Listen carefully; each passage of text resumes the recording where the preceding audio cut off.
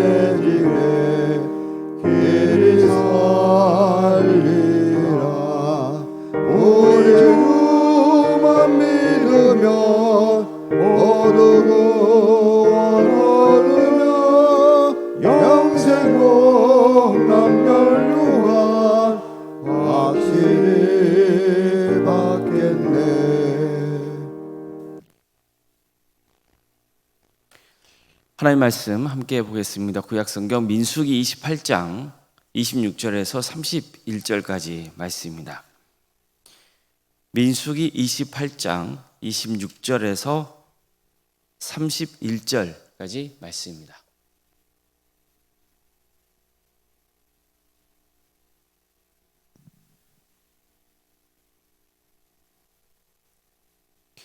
민수기 28장 26절에서 31절까지 말씀을 교독하시겠습니다.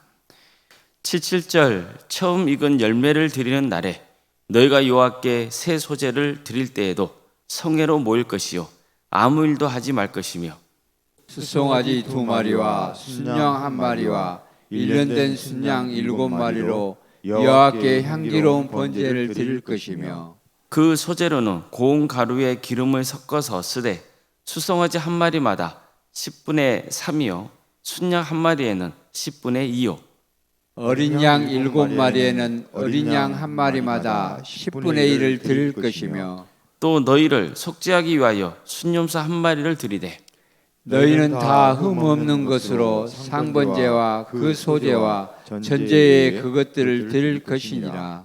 아멘. 오늘도 새벽기를 드리며 하나님의 은혜를 간구하는 모든 성도님들의 삶의 자리마다 또 하나님께서 친히 세우시고 다스리시는 광주 동암교회 위에 하나님의 은혜와 평강이 늘 충만하기를 주의 이름으로 축원합니다. 민수기 28장과 29장은 제사에 관한 말씀입니다. 즉 우리로 치면은 예배에 대한 겁니다. 하나님께서는 모세를 시켜서 가나안 땅 정복을 앞둔 이스라엘 백성들에게 다시 한번 제사에 관한 말씀을 전하게 하셨습니다. 제사 때 바쳐야 할 제물의 종류와 절기를 지키는 것에 대해서 가르치게 하셨습니다. 하나님께서 모세에게 이 명령을 내리신 때는 모세의 죽음이 임박했을 때였습니다. 또 모세의 뒤를 이어 새로운 지도자로 여호수아가 세워진 직후였습니다. 이처럼 하나님께서는 이스라엘의 리더십의 교체가 되는 직후, 그때 모세를 시켜서 백성들에게 제사에 관한 말씀을 전하게 하신 겁니다. 더구나 이때는 이미 말씀드린 것처럼 가나안 땅 정복을 앞두고 있는 때였습니다. 이 때문에 20세 이상으로 전쟁에 나와서 싸울 만한 남자의 수를 각 지파별로 파악한 후였습니다. 뿐만 아니라 백성들이 모압 여인과 음행을 하고 그들이 섬기는 우상에게 가서 절을 했다가 하나님께 심판을 당한 또 후였습니다. 바로 이런 상황에서 하나님께서는 이스라엘 백성들에게 특별히 예배를 강조하셨던 겁니다. 이것은 아주 중요한 의미가 있습니다. 이미 말씀드린 대로 이스라엘은 짧은 기간 안에 많은 일이 한꺼번에 있었습니다. 우상 숭배를 저진 일 때문에 심판을 당해야 했습니다. 전쟁에 나가기 위해서 다시 인구조사를 실시했고, 특히 모세에게서 여호수아로 리더가 교체되는 과정을 겪기도 했습니다. 물론 모세가 죽기 전이기 때문에 아직은 여호수아가 전면에 나선 것은 아닙니다. 하지만 어쨌든 이스라엘 공동체 입장에서는 또 여호수아라고 하는 새로운 리더를 맞이해야 했습니다. 그런 상황이다 보니까 가나안 정복을 앞둔 이스라엘 공동체 입장에서는 불안하기도 하고 혼란스러울 수도 있는 상황이었습니다. 그런 상황에서 하나님께서는 백성들의 중심을 바로 잡아주기 위해서 다시 한번 제사에 관한 문제, 즉 오늘로 치면은 예배에 관해서 강조하신 겁니다. 이스라엘 백성의 정체성은 제사장의 나라 거룩한 백성이기 때문입니다. 따라서 그들의 삶의 중심은 늘 예배가 돼야 하는 거예요. 그러니까 예배가 핵심입니다. 또 한 가지 하나님이 이처럼 제사의 문제를 말씀하신 것은 이스라엘 백성들에게 소망을 주기 위해서입니다. 하나님께서 전하라고 하신 제사에 관한 말씀을 보면요, 특별히 민수기 28장 29장의 경우는 하나님께 바쳐야 하는 제물에 대해서 많이 강조하고 있습니다. 어떤 제물을 몇 마리를 또 바쳐야 하는지 그걸 상세하게 전하고 있어요. 매일 아침 저녁으로 바쳐야 하는 제물은 뭔지, 매달 첫째 날 바쳐야 하는 제물은 뭔지, 안식일에는 어떤 제물을 바쳐야 되는지, 유월절에는 어떤 제물을 바쳐야 되는지, 이런 것들을 가르치신 거예요. 뿐만 아니라 이와 함께 식물을 또 소재로 바치게 하셨습니다. 그들은 가나안 땅에 들어가서 이 모든 것을 하나님께 바쳐야 됩니다. 자, 그렇다면 이것은 무엇을 암시합니까? 이제 장차 이스라엘이 가나안 땅에 정착해서 살게 될 건데 그곳에서 그들의 삶은 풍요로울 거라는 거예요. 이처럼 본문은 단순히 제사의 문제만 전하고 있는 것이 아니라 그걸 통해 백성들에게 또 소망을 심어주고 있는 겁니다. 근데 이와 함께 또 한 가지 강조하고 있는 게 있습니다. 민수기 28장을 보면요, 하나님께서 모세에게 백성들에게 전하시면서 내 헌물, 내 음식인 화제물, 내 향기로운 것, 이렇게 말씀합니다. 즉 하나님께 바쳐진 것은 다 누구 거라는 겁니까? 하나님의 것이라는 거예요. 따라서 이것은 이스라엘 백성들이 가나안 땅에 들어가서 분배받게 되는 땅도 하나님의 것이고, 그곳에서 살면서 얻게 되는 짐승이나 땅의 소산물도 모두 하나님의 것이라는 뜻입니다. 즉 이 모든 것들은 하나님이 그들에게 베풀어 주신 은혜의 선물이라는 것을 강조하고 있는 겁니다. 자, 그렇다면 하나님께 제물을 바칠 때 억지로 바쳐야 됩니까? 아니면 감사하는 마음으로 바쳐야 됩니까? 감사하는 마음으로 바쳐야 되는 거예요. 예를 들어 땅에서 난 열매를 수확했으면 하나님께 감사하는 마음을 가지고 제물을 바쳐야 하는 거예요. 그 대표적인 예가 오늘 우리가 함께 읽은 본문에 등장하는 77절입니다. 자, 77절은요, 6월절부터 7째 주가 지난 다음에 50일째 날 지키는 절기예요. 그래서 성경에 보면은 7.7절을 오순절이라고도 합니다. 하나님은 7.7절과 관련해서 이렇게 말씀합니다. 7.7절 처음 익은 열매를 드리는 날에 너희가 여호와께 새 소재를 드릴 때에도 성회로 모일 것이요 아무 일도 하지 말 것이며. 자, 이 말씀이 있고 난 다음에 바쳐야 할 제물의 종류를 가져오십니다. 자, 그렇다면 7.7절은 뭡니까? 처음 익은 열매를 하나님께 드리는 날이죠. 추수할 때 하나님께 감사하는 마음으로 드리는 절기가 7.7절이에요. 그러니까 백성들은 이 날에 아무 일도 하지 말고 성회로 모여야 합니다. 다시 말해서 7.7절은 이스라엘 백성들이 공동체적으로 다 함께 하나님께 감사의 제사를 드려야 한다는 거예요. 이처럼 하나님을 예배하는 성도들은 늘 하나님이 베푸신 은혜에 감사할 수 있어야 됩니다. 우선 우리가 감사해야 할 것은 하나님이 베푸신 구원의 은혜예요. 자, 본문도 보세요. 하나님은요, 이스라엘 백성들에게 7.7절에 대해 가르쳐주시기 전에 6월절에 대해서 가르쳐주세요. 6월절을 드리라 하고 그 다음에 7.7절을 드려야 합니다. 자, 그럼 6월절이 뭡니까? 이스라엘 백성들이 애굽에서 구원받은 날이죠. 400년 동안 애굽에 종살을 했던 이스라엘 백성들이 구원받은 것을 기념하는 절기가 6월절이잖아요. 마찬가지로 우리도 하나님의 은혜로 구원받은 것을 감사해야 되는 거죠. 뿐만 아니라 이 세상에 살 동안 필요한 것을 또 공급해 주시는 하나님께 감사해야 됩니다. 하나님께 감사함을 담아서 또 주님의 것을 드려야 되는 거죠. 성도 한 사람 한 사람이 하나님이 베푸신 은혜에 감사하는 것도 중요합니다. 그러나 이와 함께 공동체가 함께 모여서 하나님께 감사하는 것도 중요합니다. 우리 광주 동암교회도 정말 하나님이 베푸신 구원의 은혜에 감사하고 또 우리에게 필요한 것을 공급해 주시는 은혜에도 감사할 수 있기를 바랍니다. 신앙생활의 최고복은요, 감사라 해도 과언이 아니에요.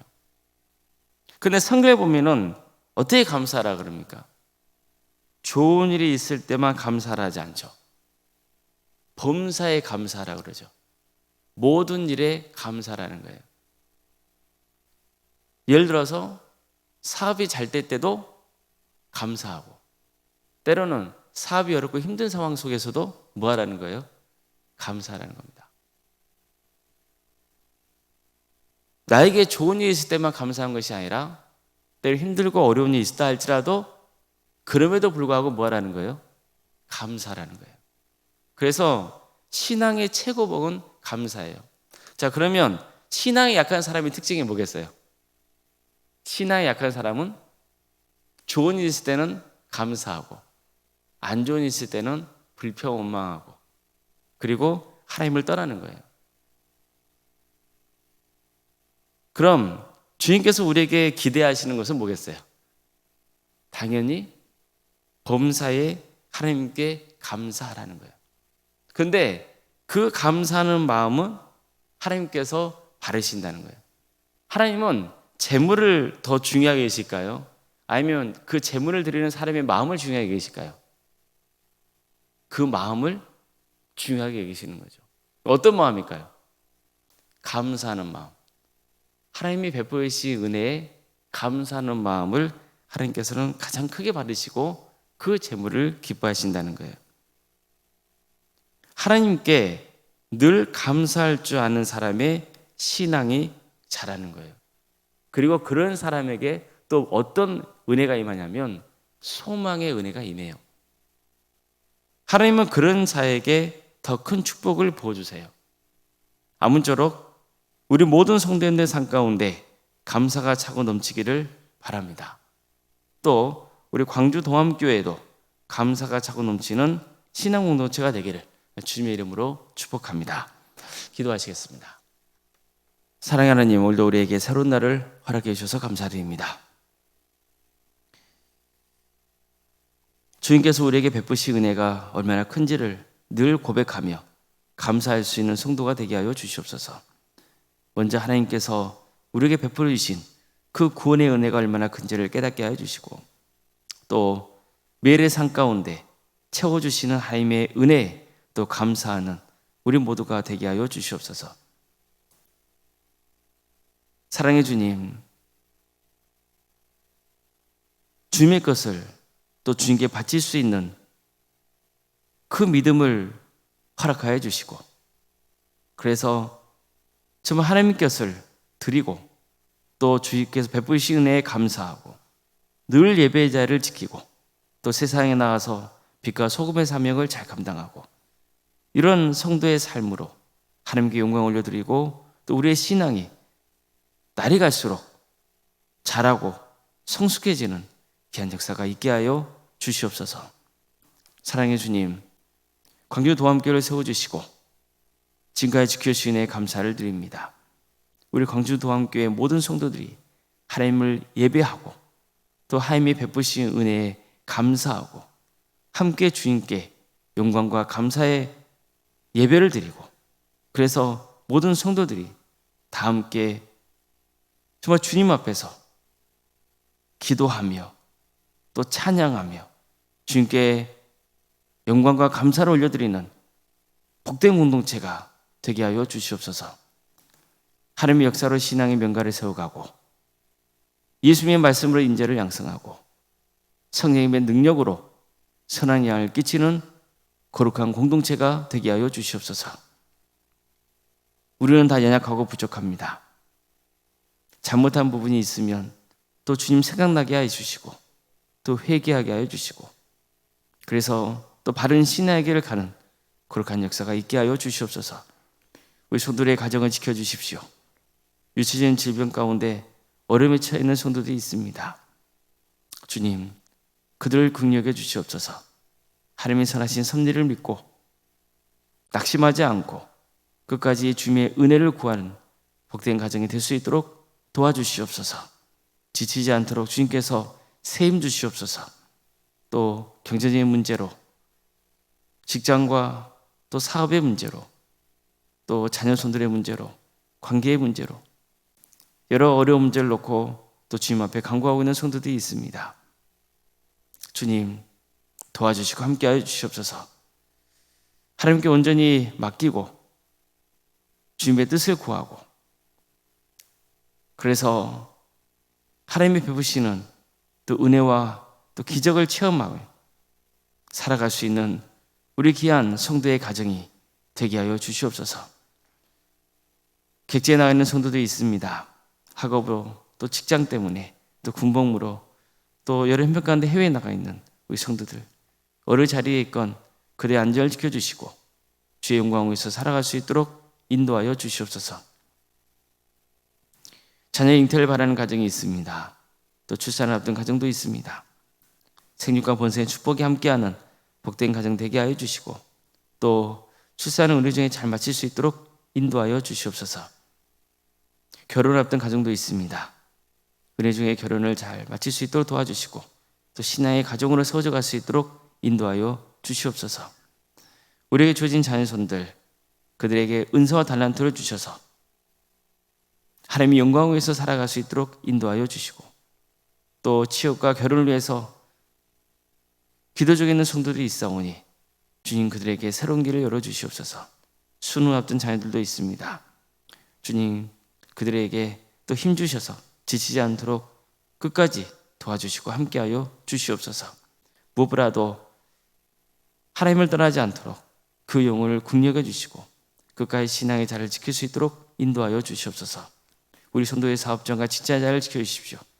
하나님의 영이 임하는 우리 성도들을 통하여서 그 사업장과 직장에 선한 영향을 끼칠 수 있도록 인도하여 주시고, 여러 가지 어렵고 힘든 처지일지라도 주님께 온전히 의지하고 주님을 통하여서 세임 얻는 역사가 있게 하여 주시옵소서. 우리 교회 교회학교를 가심에 감사드립니다. 주님, 특별히 여름 사역을 준비 중에 있사오니 이 여름 사역을 통하여서 하나님의 영광이 드러나게 하여 주시옵소서. 새 힘 주시옵소서. 많은 우리 자녀들이 주님께로 돌아오는 역사가 있도록 인도하여 주시옵소서. 캄보디아 단기 선교팀을 주님께서 허락하심에 감사드립니다. 주님, 이 선교팀을 통하여서 캄보디아 땅에 복음이 증거될 수 있도록 인도해 주시고 안전을 지켜주시며 이 기회를 통하여서 우리 선교팀의 신앙이 잘 자라는 역사가 있게 하여 주시옵소서. 주님, 우리 교회에 여러 소그룹이 있습니다. 또 동암지원센터와 사랑의 식당 등이 있습니다.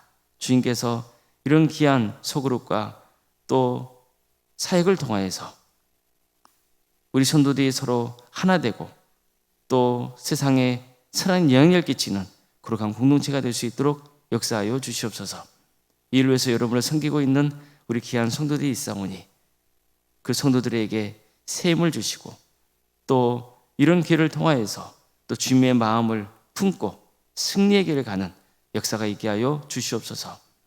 원로생과 사모님 성령 충만케 하여 주시고 평안의 축복을 보여주시고 신앙의 명가를 세워갈 수 있도록 도와주시고 치유 회복의 역사를 허락하여 주시옵소서.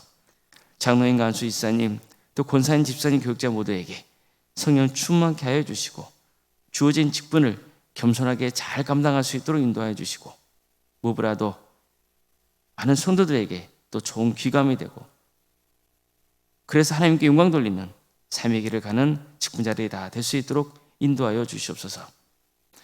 하나님의 나라, 하나님의 영광이 이 민족 가운데 있기를 소망합니다. 하나님의 정의와 공의가 바로 세워지는 복된 나라 되게 하여 주시고 무엇보다도 주님, 이 민족이 언젠가 때가 되면 평화로운 통일을 이루어 북한 땅에 많은 성도들이 주님을 믿는 역사가 있게 해주시고 이 민족이 하나 되어 땅끝까지 복음을 증거하는 거룩한 나라 되게 하여 주시옵소서. 하나님 나라를 선신하고 있는 목회자들, 선교사들을 늘 기억하여 주셔서 그의 헌신을 통하여서 많은 구원의 열매가 맺어진 축복을 허락하여 주시옵소서. 주님, 전 세계적으로 너무나 어려움에 처해 있는 우리 이웃들이 있습니다. 전쟁으로 또 자연재해로 포악과 폭정 가운데 고통당하는 성도들 또 우리 이웃들 주님께서 그들을 긍휼히 주시고 치유하여 주시고 회복시켜 주시옵소서. 살렘의 역사가 있게 하여 주시옵소서. 모든 걸 주님께 의지하오며 살아계신 예수님의 이름으로 기도드리옵나이다. 아멘.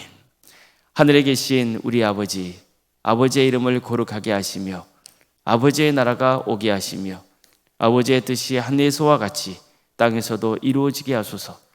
오늘 우리에게 일용할 양식을 주시고 우리가 우리에게 잘못한 사람을 용서하여 준 것 같이 우리 죄를 용서하여 주시고 우리를 시험에 빠지지 않게 하시고 악에서 구하소서. 나라와 권능과 영광이 영원히 아버지의 것입니다. 아멘.